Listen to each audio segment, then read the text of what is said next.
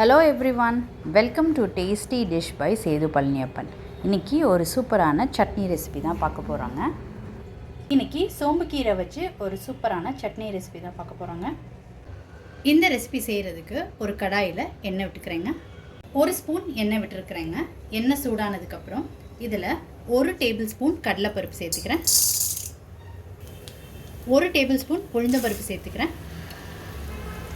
இது ரெண்டையும் செவக்க வறுத்துக்கலாம்.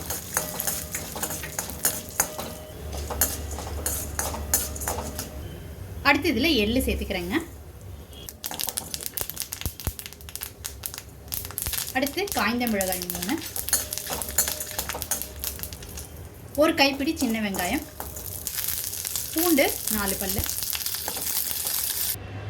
வெங்காயம் பூண்டு எல்லாம் நல்லா வதங்கினதுக்கப்புறம் ஒரு கைப்பிடி சோம்புக்கீரை சேர்த்துக்கிறேன். இப்போ இதை நல்லா கலந்து விட்டுக்கோங்க. 2-3 நிமிஷம் வதக்கின பிறகு கீரை நல்லா கொஞ்சமாக சுருங்கி வந்துருச்சுங்க. இப்போ இதில் மஞ்சள் தூள் கொஞ்சோண்டு சேர்த்துக்கிறேங்க. உப்பு, தேங்காய், இது எல்லாத்தையும் கலந்து விட்டுக்கோங்க. தேங்காய் போட்டுட்டு ரொம்ப நேரம் வதக்க வேணாங்க. இப்போ அடுப்பை ஸ்விட்ச் ஆஃப் பண்ணிவிட்டு அதுக்கப்புறமாட்டி புளி சேர்த்துக்கோங்க. இதை ஒரு தடவை கலந்து விட்டுட்டு நல்லா ஆறுனதுக்கப்புறம் ஜாரில் சேர்த்துக்கிட்டு இருக்கேன். கொஞ்சமாக தண்ணி சேர்த்துக்கிட்டு இதை அரைச்சி எடுத்துக்கலாம். இப்போ அரைச்சி எடுத்துக்கிட்டாச்சுங்க. சட்னி ரெடி ஆகிடுச்சு.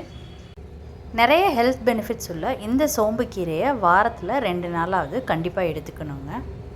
சோம்புக்கீரையில் துவையல் ரொம்ப சூப்பராக ரெடி பண்ணியாச்சுங்க. இது இட்லி, தோசை, சப்பாத்தி, சாதம் கூடலாம் ரொம்ப சூப்பராக இருக்குங்க. சாதமில் இந்த துவையல் போட்டு கொஞ்சம் நெய் விட்டு சாப்பிட்டிங்கன்னா ரொம்ப பிரமாதமாக இருக்கும். நீங்கள் ட்ரை பண்ணி பாருங்கள். ட்ரை பண்ணிவிட்டு உங்களோட கமெண்ட்ஸை சொல்லுங்கள். உங்களுக்கு இந்த ரெசிபி பிடிச்சிருந்துச்சுன்னா லைக் அண்ட் ஷேர் பண்ணுங்கள் உங்கள் ஃபேமிலி அண்ட் ஃப்ரெண்ட்ஸ்க்கு. Tasty dish by Sethu Palaniappan சேனலை சப்ஸ்கிரைப் பண்ணுங்கள். நோட்டிஃபிகேஷன் பெல்லை கிளிக் பண்ணுங்கள் for more videos. Thanks for வாட்சிங்.